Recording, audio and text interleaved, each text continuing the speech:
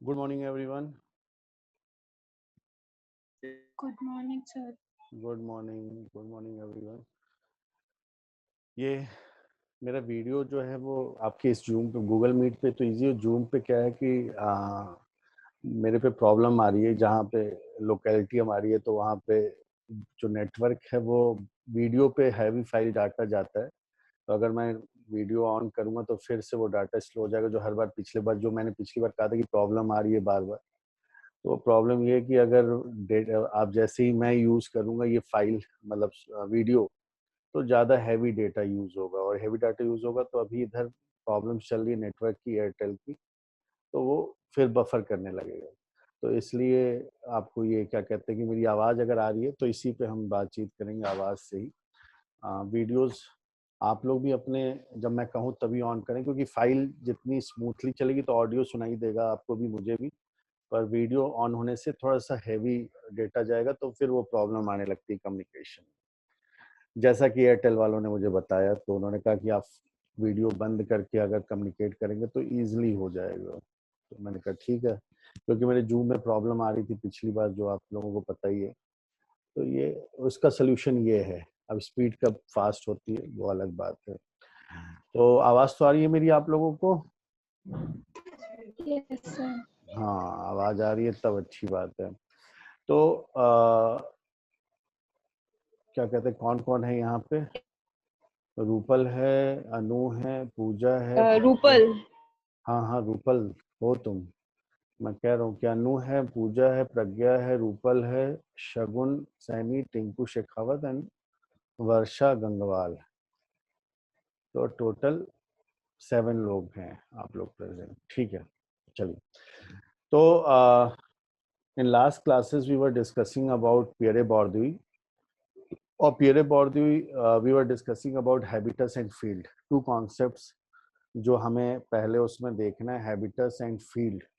और मैंने आपको किस तरीके से थोड़ी सी आपको जो फाउंडेशन अगर आपको याद होगा, दिमाग में होगा कि मैंने किस तरीके से स्टार्ट किया था कि the Pierre Bourdieu was mainly trying to bridge a gap between objectivism and subjectivism, means individual and society. Then after that debate I just went on to describe you all the thing about what is habitus, how he has defined habitus. और मैंने आपको habits में ये बताया था, मैं revise करवा रहा हूँ अगर आपके दिमाग में थोड़ा बहुत भी होगा।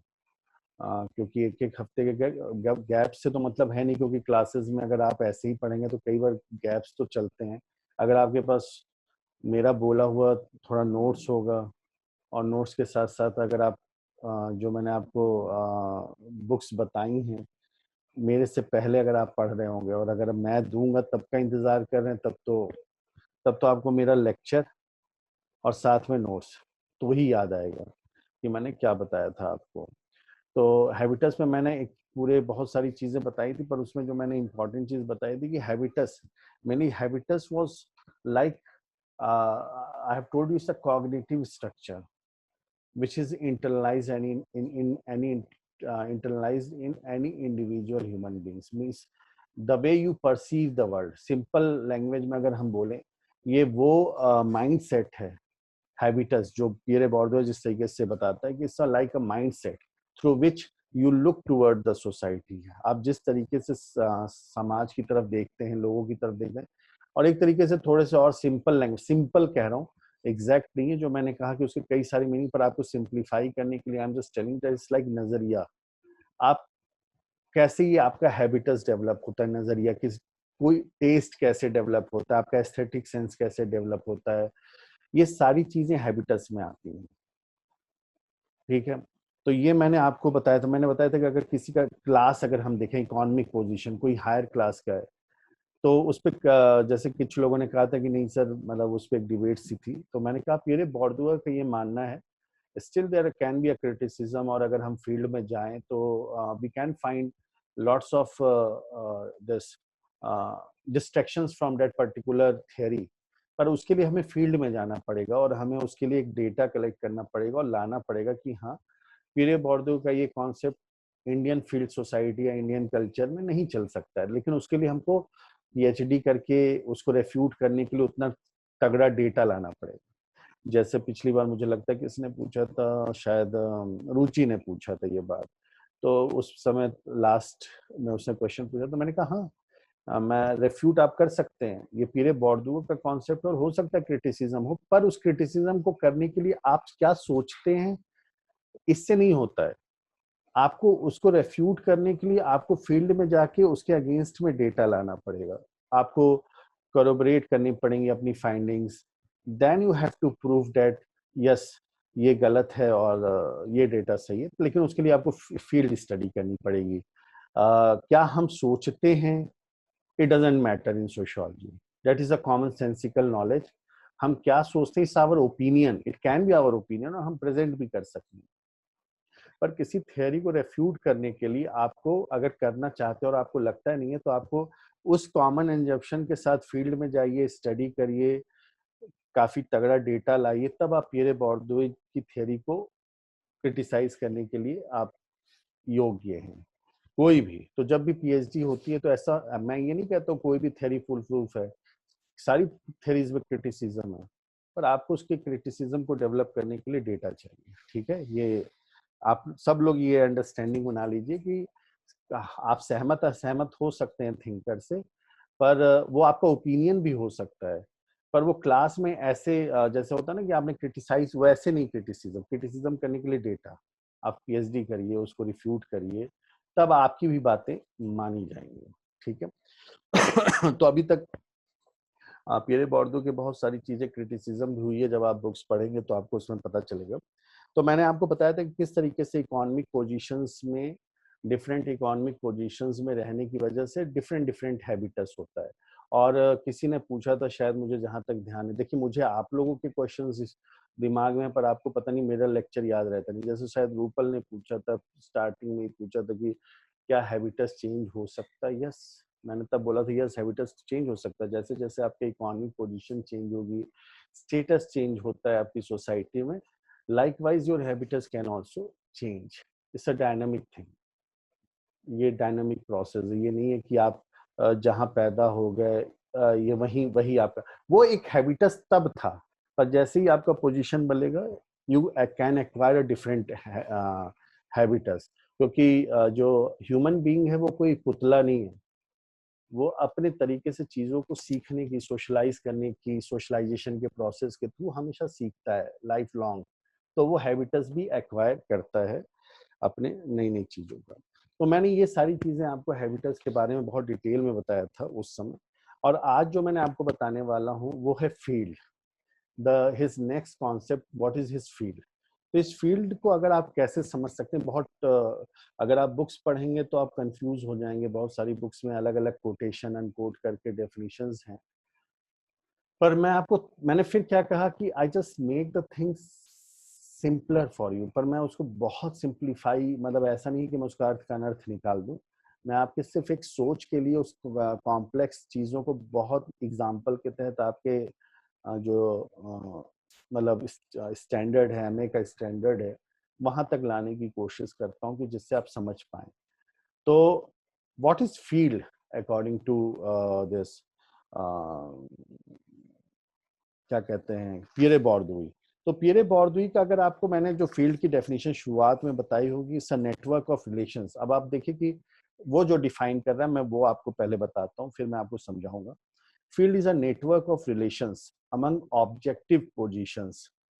The structure of the field serves to constrain agents, be they individuals और कलेक्टिविटीज।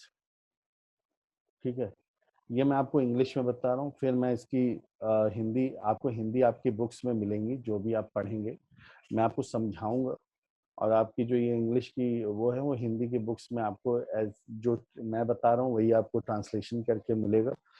कि field is a network of relations among objective positions. इसका क्या मतलब है? ऑब्जेक्टिव पोजीशंस का क्या मतलब होता है? आप स्टेटस जानते हैं, डिफरेंट स्टेटस इन सोसाइटीज, उनके बीच में जो रिलेशंस का नेटवर्क है, इसके हिसाब से वो फील्ड है। अभी भी आपको तब नहीं समझ में आएगा। The structure of the field serves to constrain agents, be the individual और कलेक्टिविटीज। जो ये स्ट्रक्चर होता है फील्ड का, वो हर एक एजेंट पे, अपने हिसाब से कॉन्स्ट्रेन मतलब कुछ बाध्यता लगाता है, रूल्स एंड रेगुलेशंस लगाता है, जिससे व्यक्ति पूरे तरीके से फ्री होकर उस फील्ड में काम नहीं करता है। उसके कुछ रोल होते हैं। आप स्टेटस और रोल को एकदम यहाँ पे इम्प्लाई कर लीजिए, अगर थोड़ा सा और सिंप्लीफाई करते हैं कि every individual they have status and they have to function certain rules, expected norms जो कहते हैं, एक्सपेक्टेड रूल्स। तो फील्ड एक तरीके से स्टेटस और रोल का नेटवर्क है। अब आप यहाँ से समझे, और अब मैं आपको थोड़ा और सिंप्लीफाई करता हूँ कि जैसे एक फुटबॉल फील्ड ले लीजिए। फुटबॉल फील्ड में वो क्या कहता है कि देर जस्ट वो नहीं कहता है, मतलब वो फील्ड को आप इसी तरीके से अज्यूम करिए कि एक फील्ड अगर है तो उस फील्ड में क्या कहते हैं कि आप देखेंगे कि बहुत सारे प्लेयर्स हैं, और उस प्लेयर में मान लीजिए आप एक टीम के प्लेयर हैं, दोनों दो टीम्स के प्लेयर्स होते हैं। दिमाग में अज्यूम करिए कि हर टीम का लक्ष्य क्या है, दोनों टीम का लक्ष्य है कि गोल करना, ये उनका गोल है। और उसमें क्या है कि हर एक प्लेयर की अपनी अपनी एक पोजीशन होती है। आप मिड पॉइंट सेंटर से लेके मिडफील्ड से लेके बैक, जो बैक की होता है, फिर गोलकीपर होता है, यहाँ तक सबके अपने अपने फॉरवर्ड, सेंटर फॉरवर्ड जो भी हैं। तो आप इस तरीके से अज्यूम करिए और देखिए कि सबके अपने अपने सबको, आप ये तो सारे लोग सहमत हैं, सबके अपने अपने रोल्स होते हैं उसमें। कोई भी ऐसे थोड़ी है कि वो जिसका पोजीशन बैक वाले का जो पोजीशन है डिफेंड करना, वो जाके अचानक गोल करना शुरू कर दे, ऑफ मतलब मिड पोजीशन में या सेंटर फॉरवर्ड में खेलना शुरू कर दे। आपको लगता है ऐसा होता है? नहीं। अगर कोई फुटबॉल खेलता होगा या कोई भी गेम खुलता, अगर नहीं खेलता होगा तो आपको लगेगा कि नहीं नहीं पता नहीं, आपको रिलेट नहीं कर सकते। पर अगर आप गेम खेलते हैं, कोई भी गेम जो टीम वाला गेम है, जिसमें टीम वर्क चाहिए, तो उस टीम वर्क में सबकी अपनी पोजीशंस होती हैं। इवन क्रिकेट भी अगर आप ले लीजिए, तो सबका किस फील्ड पे कौन है, कौन बॉलर है, कौन विकेट कीपर है, किसको मिड पॉइंट पे रखा गया है, किसको बाउंड्री पे रखा गया है। ठीक है, आप ये सब देखिए तो सब फील्ड सजाई जाती है, और फील्ड सजाने के बाद सबका अपना एक रोल होता है। तो ये इसका क्या मतलब है, ये जो इंटरेक्शन हो रहा है सबके बीच में, एक फील्ड की तरह हो रहा है। मतलब दूसरी टीम जीतना चाहती है, आप भी जीतना चाहते हैं, और यहाँ पे कलेक्टिविटी की तरफ भी आप पूरे फील्ड को लीजिए, और इंडिविजुअल भी देखिए। हर एक बॉलर सबसे ज्यादा विकेट लेना चाहता है, मतलब टीम जीतना भी चाहती है, साथ में हर एक बॉलर अपने सबसे ज्यादा विकेट भी लेने की कोशिश करता है, या जो बैट्समैन होता है वो सबसे ज्यादा रन बनाने की भी कोशिश करता है, जो फील्डर होता है वो सबसे ज्यादा कैच लेने की कोशिश करता है या बाउंड्री रोकने की कोशिश करता है। तो आप इस तरीके से देखिए कि इंडिविजुअल भी स्ट्रेटेजीज और रिसोर्सेज चल रहे हैं कि हम अपना ग्रोथ कैसे करें, और फील्ड में और स्ट्रेटेजीज और रिसोर्सेज चल रही हैं कि हमारे इंडिविजुअल कंट्रीब्यूशन से टीम भी जीत जाए। ठीक है, तो आप ये देखिए कि ये जो स्ट्रेटेजिक मैन्यूवर्स होती हैं फील्ड में, ये सारी की सारी, वो कहता है इट्स अ फील्ड, बट वो कहता है कि सोसाइटी में इट्स नॉट फुटबॉल फील्ड और cricket field, it's academic field, it's a religious field, it's a political field. तो ये जितनी फील्ड है, वो कहता है कि फुटबॉल की ही फील्ड को अगर हम ले लें रिप्रेजेंट करके, तो हम वो एग्जैक्टली फुटबॉल की फील्ड के बारे में ना लेके academic field, religious field, economic field, और जो सबसे इंपॉर्टेंट वो कहता है द फील्ड ऑफ पावर। वो कहता है कि every field is the locus of power relationships. ये बहुत इंपॉर्टेंट लाइन है उसकी, पियरे बॉर्डुई की, कि every field is the locus of power relationships. मतलब फील्ड में जो जिस पोजीशन पे है, उस पोजीशन के जितने भी इंटरेक्शंस हो रहे हैं, नेटवर्क है, वो पावर से अछूते नहीं है। हर कोई डोमिनेट करने की कोशिश करता है अपने अपने लेवल पे, अपने अपने लेवल पे। चाहे आप अपोजिट टीम से एक दूसरे को देख लीजिए या विद इन टीम भी देख लीजिए, जो मैंने आपको बताया कि हर कोई जिस पोजीशन पे है, वो किसी न किसी तरीके से कुछ ना कुछ पावर, लिमिटेड पावर, ज्यादा पावर, कैप्टन का जो पावर होगा वो बहुत ज्यादा होगा, वाइस कैप्टन का कम होगा। फिर उसके बाद आप देख लीजिए कि जो आपकी मैंने क्या कहा कि जिस तरीके से बॉलर अगर विकेट ज्यादा लेता है तो अचानक उस मैच में बॉलर डोमिनेट हो जाता है। अगर किसी ने ज्यादा रन बनाने शुरू कर दी तो बैट्समैन डोमिनेंट होने की कोशिश करता है। तो ये सब अपने, और फिर अगर टीम जीत जाती है तो टीम डोमिनेंट होती है। तो मैंने बताया कि इंडिविजुअल से लेकर कलेक्टिविटी तक हर कोई इस फील्ड में अपने पावर को यूज कर रहा है, ये कहता है। तो पर इसी फील्ड को मैंने कहा कि वो कहता है कि ये पावर रिलेशनशिप्स हर फील्ड में है, चाहे एकेडमिक्स में, चाहे रिलीजियस इंस्टीट्यूशंस में, रिलीजियस फील्ड्स में, चाहे इकोनॉमिक फील्ड में, चाहे फील्ड ऑफ पावर। तो ये दो कॉन्सेप्ट आपने अगर समझा हैबिटस एंड फील्ड का, तो उसने इस, जैसे मैंने आपको मिशेल फूको में दो कॉन्सेप्ट्स बताए थे, archaeology of knowledge and genealogy of power, और उसके बाद मैंने बताया था आपको कि इन दो मेथडोलॉजी को यूज करते हुए, कॉन्सेप्ट्स को यूज करते हुए, how has written 3 books case studies. आपको याद होगा the madness and civilization, discipline and punishment, और एक था द बर्थ ऑफ क्लिनिक। तो उसी तरीके से हर थिंकर कोई ना कोई एक कॉन्सेप्ट यूज करता है, जिसके नजरिए से, जिस लेंस से, थियरी से और कॉन्सेप्ट से वो सोसाइटी को देखने की कोशिश करता है। तो पीरे बॉर्डुइन ने हैबिटस एंड फील्ड को जन्म, जो मैंने आपको हैबिटस के बारे में बताया कि इससे इंटरनल, और फील्ड क्या है, आउट, मतलब बाहर है आपके। इंटरनल मतलब आपके माइंड सेट से, किस तरीके से आप लोगों को देखते हैं, चीजों को देखते हैं, कौन कैसे वो स्ट्रक्चर आपके ऊपर कॉन्स्ट्रेन करता है, इंटरनल स्ट्रक्चर। और फील्ड क्या है, फील्ड में किस तरीके से इंडिविजुअल अपनी अपनी पोजीशन को डोमिनेंट बनाने के लिए रोज संघर्ष करता है, लड़ाई करता है पावर रिलेशनशिप्स में। तो दैट इज अ फील्ड, ठीक है। अब इसी कॉन्सेप्ट को लेते हुए वो वो अप्लाई करने की कोशिश करता है इसको सोसाइटी में, और उसने बहुत अच्छी बुक लिखी इस हैबिटस एंड फील्ड को अप्लाई करता है। और उसने सबसे पहली बुक जो लिखी वो लिखी डिस्टिंक्शन। कौन सी बुक लिखी, लिख लीजिए अगर आपको, क्योंकि आपके पास बुक्स कब आएंगी, क्या होगा जो मैं बता रहा हूँ उसमें आपको अपने नोट्स लेते रहने चाहिए। और अगर मान लीजिए कुछ आप लिखना चाहते हैं तो मुझे बोल सकते हैं कि सर 1 मिनट मैं लिख रही हूँ, तो मैं रुक जाऊंगा, मैं आपको दोबारा भी बता दूंगी। तो अगर आपकी तरफ से आवाज आएगी कि हाँ सर मुझे लिखना है या करना, नहीं तो मुझे ऐसा लगेगा कि सब लोग लिख रहा है, क्योंकि ये फेस टू फेस तो है नहीं, ये विजुअल मीडिया का एक वो है। तो मुझे अज्यूम करना पड़ रहा है कि अगर आप नहीं बोल रहे हैं तो मैं ये मान के चलूंगा कि आप लोग लिख रहे हैं और आप लोग समझ रहे हैं। और अगर आप लोग लिख और समझ रहे हैं तब तो मैं आगे बढ़ूं, नहीं तो अगर आपको कुछ भी लिखना है या पूछना है तो आप पूछ सकते हैं, ठीक है। सर सभी नोट करते हैं, सभी एक ही नोट नहीं। करते हैं, हाँ तो अच्छी बात है। हाँ सर।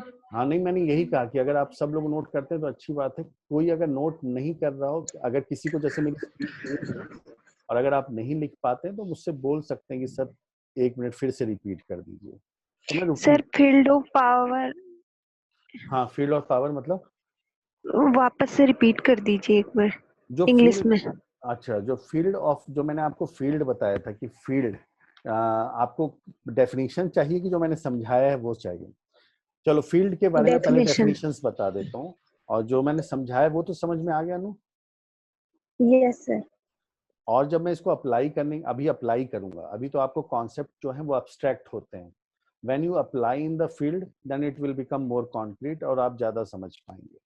मैंने हैबिटस तो आपको पता ही है, एक बार फिर से मैं आपको जिसने नहीं भी लिखा हो इंग्लिश में तो फिर से लिख सकता है कि habits is an internalised mental और cognitive structure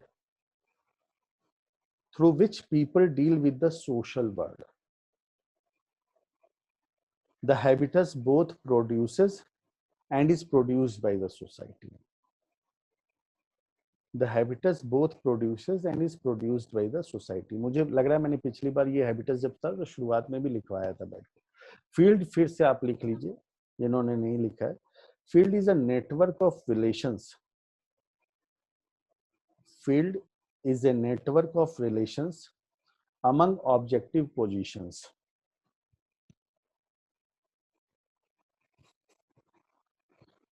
The structure of the field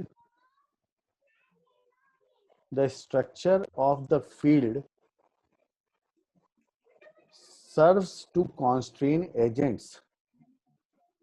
The structure of the field serves to constrain agents.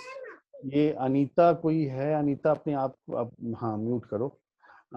Agents be the individual और कलेक्टिविटीज, बी द इंडिविजुअल और कलेक्टिविटीज। जो मैं आपको बार बार इंडिविजुअल और कलेक्टिविटीज की बात की, जो एग्जांपल बताया फील्ड में, ये पूरा फील्ड मैंने इसीलिए फुटबॉल फील्ड और क्रिकेट फील्ड दोनों के फील्ड को एग्जांपल लेते हुए मैंने इसको अप्लाई किया।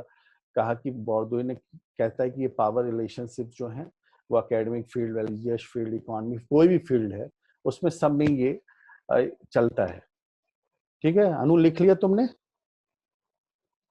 Yes sir. हाँ, field serves to constant agents be the individual और कलेक्टिविटीज। तो मैंने ये हैबिटस और फील्ड का जो पूरा का पूरा आपको बताया। अब मैंने आपको बताया कि वो कैसे इसको अपनी बुक, जो डिस्टिंक्शन बुक है, बुक का नाम क्या है? डिस्टिंक्शन, 1984 में लिखा था। शायद ये इंग्लिश में ट्रांसलेशन है 1984 में। जहां तक मुझे याद आ रहा है कि इसकी फ्रेंच जो पहली बुक फ्रेंच में आई थी वो थी शायद 1979 में, और ट्रांसलेशन हुई 1984 में। तो ये दोनों इसका डेट है। फ्रेंच में जो बुक लिखी उन्होंने तो 1979, और ट्रांसलेशन हुई पहली बार इंग्लिश में 1984 में। तो इसमें उन्होंने किस तरीके से अप्लाई किया है हैबिटस एंड फील्ड को, मतलब आप देखिएगा कि किस तरीके से क्लास, कोई वर्ग, इकोनॉमिक पोजीशन किसी व्यक्ति के हैबिटस, उसकी सोच, उसका नजरिया, उसका टेस्ट डिसाइड करता है। और ये जो हैबिटस है वो किस तरीके से पावर रिलेशंस में, पावर रिलेशंस में कैसे अपना कंट्रीब्यूशन कर रहा होता है हर क्लास, वो भी आपको देखते जाना है, हैबिटस और फील्ड। पर ये फील्ड का मतलब है किस तरीके से, ये नहीं है कि जो जिस हैबिटस और फील्ड में रह गया वो अपना फील्ड बदलना चाहता है, तो जैसे उसका फील्ड बदलेगा वो पावर रिलेशनशिप्स बदलेंगे, उसी तरीके से उसका हैबिटस भी बदलेगा। तो जिस तरीके से आप ये देखिए कि कार्ल मार्क्स में, आपको और अच्छे से थोड़ा सा समझा दूं अगर मुझे तुरंत दिमाग में आ रहा है कंपैरेटिव, अगर आप उसमें, कि जिस तरीके से कार्ल मार्क्स ने क्लास को इंपॉर्टेंस दी, उसी तरीके से आप कहिए पीरे बोर्डियू ने फील्ड को इंपॉर्टेंस दी। वो कहता है कि क्लास में अगर आपको इंपॉर्टेंट होना है रोल पर, तो you should have the ownership of the production. तो जैसे ही आप हैव नॉट से हैव्स की तरफ जाते हैं, यू बिकम पावरफुल क्लास। इसी तरीके फील्ड है, फील्ड में वो फील्ड से देखता है न कि क्लास से। फील्ड में बहुत सारे वो, जैसे अगर हम मार्क्स का क्रिटिसिज्म क्या है कि वो हर चीज को सिर्फ और सिर्फ इकोनॉमिक पोजीशन से देखने की कोशिश करता है।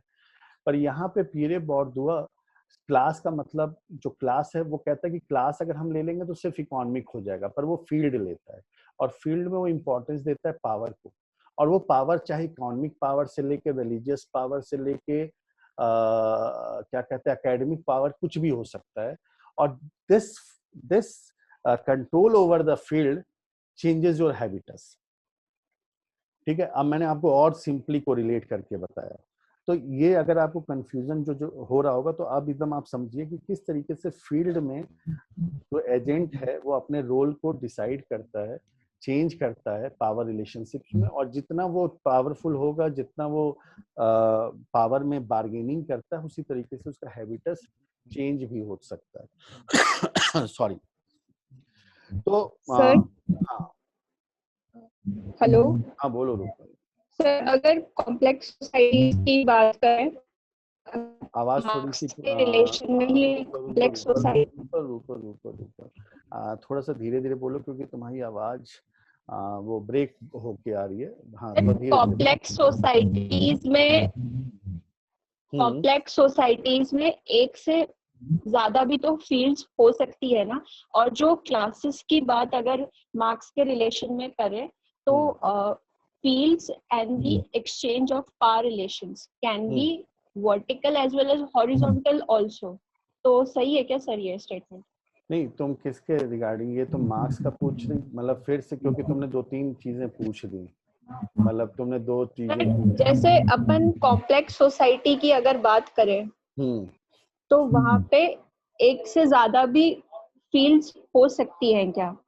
और अगर इसका आंसर यस है, नहीं, तो फिर नहीं, नहीं, नहीं, बिल्कुल नहीं। मतलब पीरे बोर्डियू को अगर आप अप्लाई कर रहे हैं, पीरे बोर्डियू को अप्लाई कर रहे हैं, मैं अपनी एप्लीकेशन फिर बता रहा हूँ। पीरे बोर्डियू का जो एग्जैक्ट सिंपल एक मीनिंग है कि आप जैसे जिस तरीके से आप कॉम्प्लेक्स सोसाइटी में हैं, पर आपका हैबिटस जो है या जो फील्ड है वो फील्ड आप जिस तरीके से, मतलब आप जिस भी फील्ड की बात कर रहे हैं, जैसे तुमने सोशल स्टेटस या पोजीशन की बात करी हो, ये थोड़ा उससे ब्रॉड है। मैंने आपको कहा कि मैं आपको थोड़ा सा सिंप्लीफाई करके बता रहा हूँ, पर ये मेनली वो, जैसे आप अगर स्टेटस की भी बात करते हैं तो उसमें एक मास्टर स्टेटस होता है, की स्टेटस होता है। अगर आपने कभी स्टेटस का स्टेटस और रोल वाला जो बेसिक कॉन्सेप्ट पढ़ा होगा तो उसमें भी एक मास्टर स्टेटस होता है। यहाँ पर पियरे बोर्दुआ अपने पूरे उसमें उस मास्टर स्टेटस की बात करता है कि वो मास्टर, बहुत सारे स्टेटस, आपने जो बात कही कि हाँ कई सारे, अगर मान लीजिए आप, मैं ये कहूँ कि मैं प्रोफेशनल उसमें हूँ पर मैं एक फादर भी हूँ, मेरा वो हैबिटस भी हो सकता है, मैं एक मदर मतलब हूँ, वो स्टेटस और रोल का बहुत सिंपल सा कॉन्सेप्ट है। कॉम्प्लेक्स सोसाइटी में there can be different statuses, multiple statuses and multiple role, पर यहाँ पे जब हम थोड़ा ब्रॉड जा रहे हैं और मैं हैबिटस की बात कर रहा हूँ तो इसका मास्टर स्टेटस जो कि मोर और लेस ये डिसाइड करता है आपके पावर से। और जब मैंने आपको हैबिटस में बताया तो कई बार वो होता है कि आपके इकोनॉमिक पोजीशन, या जो अगर मैं वेबर को लूं तो वेबर के 3 हिसाब से, अगर प्रेस्टीज और ऑनर, वेल्थ और क्या कहते हैं स्टेटस, इन 3 चीजों में अगर आप पावरफुल हैं किस किस जगह पे अलग अलग, तो वो एक आपका पूरा का पूरा हैबिटस तैयार करता है। तो जो मैं थोड़ा सा इसलिए कह रहा हूँ कि ये क्वेश्चन आपका अभी हो सकता है यहाँ पे कंफ्यूजन हो रहा हो कि क्यों, तो इसको थोड़ा सा डिले करते हैं, लास्ट तक थोड़ा सा डिले करते हैं, मतलब मैं अपने इस टॉपिक के लास्ट तक, तो हो सकता है कि उसके बाद तुम्हें ये पूरा समझ में आ जाए कि किस सेंस में यहाँ पे तो रनिंग आउट ऑफ टाइम आने लगा, पता नहीं कितना टाइम हो रहा है।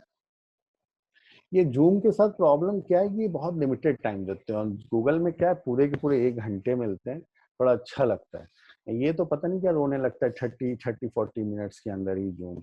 अब क्या है कि सब जगह ये चाहिए रिकॉर्डिंग रिकॉर्डिंग, झूठ मूठ का रिकॉर्डिंग, पता नहीं क्या, वरना Google Meet is far better and easier than Zoom. चलिए, तो मैं ये कह रहा हूँ कि रूपल जो तुम्हारा कंफ्यूजन है इज वेरी गुड क्वेश्चन, लेकिन इसको हम रखते हैं कि मैं ये बताना चाहता हूँ अभी कि किस कॉन्टेक्स्ट में, क्लास के और कल्चर के कॉन्टेक्स्ट में अभी पियरे बोर्दुआ बात करता है। फिर आप देखना कि जब मैं आपको social capital, cultural capital, economic capital, ये सारे कैपिटल्स बताने के बाद, तो मुझे नहीं लगता कि फिर तुम्हारे दिमाग में वो क्वेश्चन रहेगा, लेकिन अगर उसके बावजूद रहता है तो हम फिर उसके बाद तुम्हारा भी नजरिया, तब ये पूरा इंफॉर्मेशन तुम्हारे पास रहेगा, फिर हम उस आंसर को देखने की कोशिश करते हैं जो तुमने क्वेश्चन पूछा।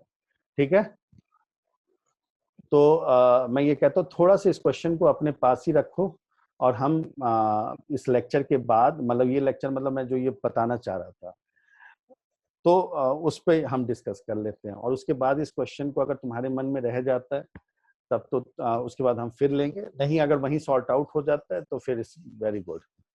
ठीक है रूपल, डन?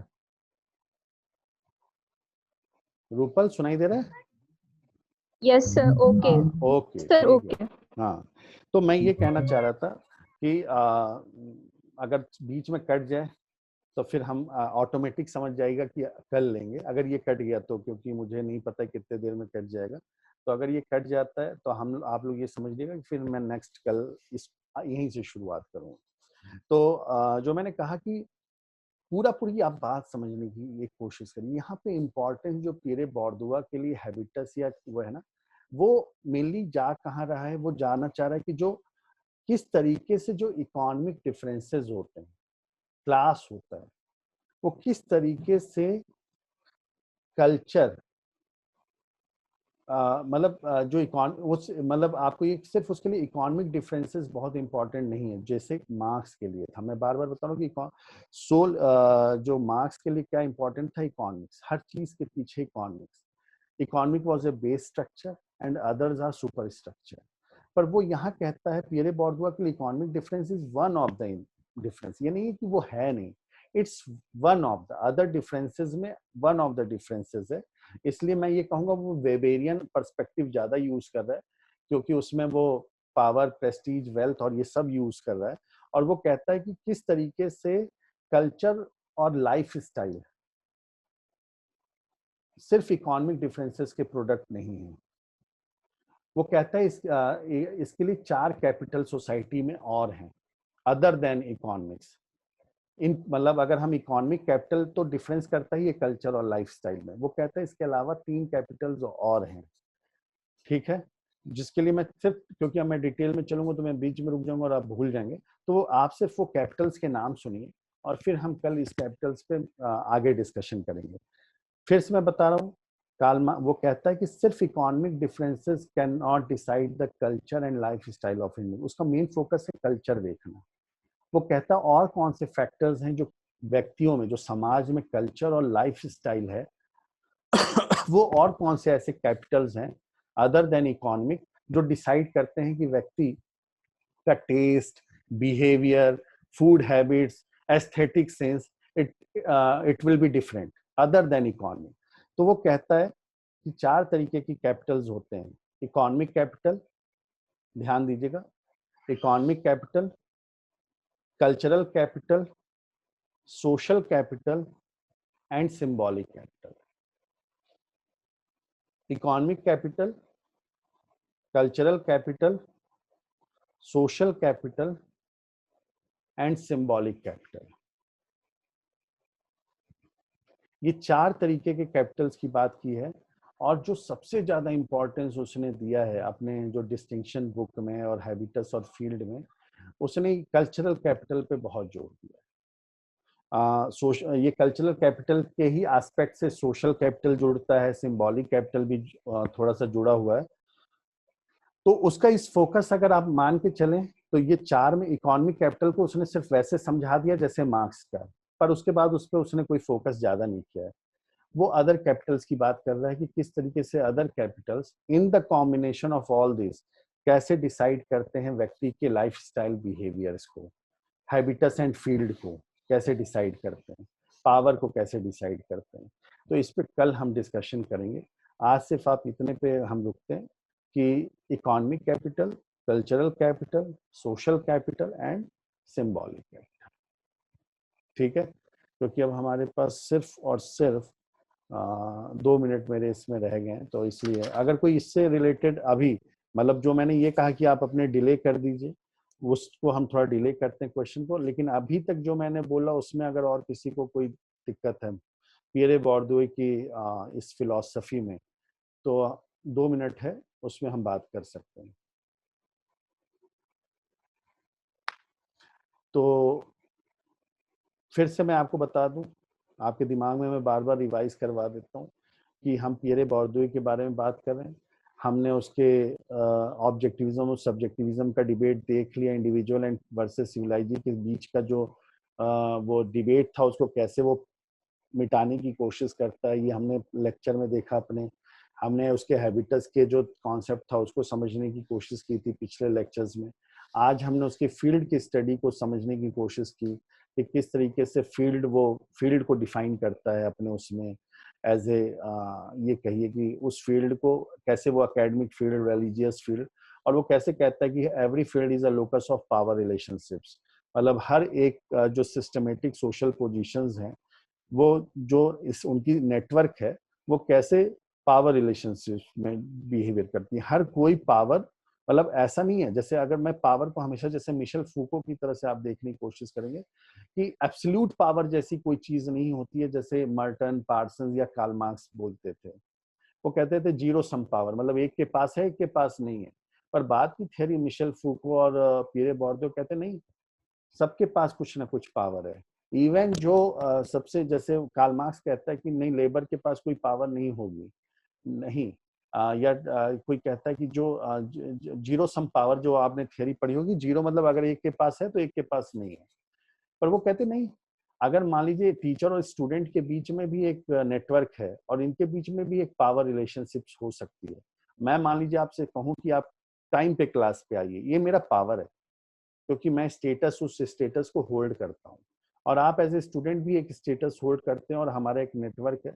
पर आप ये कह सकते हैं कि मेरे मेरे आप बात को टालने के लिए आप, हो सकता है कि मैं कहूँ टाइम पे और आप रोज टाइम से लेट आए, तो आप उसको रजिस्ट कर रहे हैं, आप उसको रजिस्ट कर रहे हैं। मेरे एक जो पावर है कि मैं उस पर आप यूज करूं कि आप टाइम से आइए, पर आप रोज उसको रेजिस्टेंस करने की कोशिश करें कि नहीं, मैं टाइम पे नहीं आऊंगा। तो ये वो कहता है इतना भी पावर होता है। इवन ये भी पावर होता है कि मैं आपकी क्लास अटेंड ना करूं, ये भी पावर है, मेरा मन। तो ये जो छोटी छोटी चीजें हैं वो बताती है कि जीरो सम पावर नहीं है, हर किसी के पास पावर है, लेकिन लास्ट में जो डोमिनेंट पावर होता है वो कैसे चीजों को यूज करता है वो इम्पोर्टेंट है सारी स्टडी। पर मैं मिशेल फूको और पियरे बोर्दियो से ये आपको रिलेट कर रहा हूँ कि नहीं, सबके पास किसी न किसी डिग्री का पावर है, पर वो लास्ट में जो सबसे डोमिनेंट पावर होता है वो कैसे चीजों को कंट्रोल करता है, ये उसकी डिबेट हम लोग कल आगे। ठीक है, तो मुझे लग रहा है समझ में आ रहा है कुछ बातें आप लोगों को बच्चे? Yes sir. आ रहा है कि नहीं आ रहा है? सब लोग बताओ, सब लोग आ रहा है सर। आ रहा है? थोड़ा सा ऊपर नीचे जा रहा होगा, Yes, लेकिन sir. थोड़ी कठिन चीजें हैं, मैं तो ये मानता हूँ, पर धीरे धीरे आप जब किताबों के साथ पढ़ना शुरू करोगे तो और अच्छे से चीजें समझ में आएंगी। ठीक है, तो कल फिर मिलते हैं, आगे हम कैपिटल्स पे डिस्कस करेंगे, फिर आगे बढ़ेंगे। ठीक है, okay, have a good day. Thank you, sir.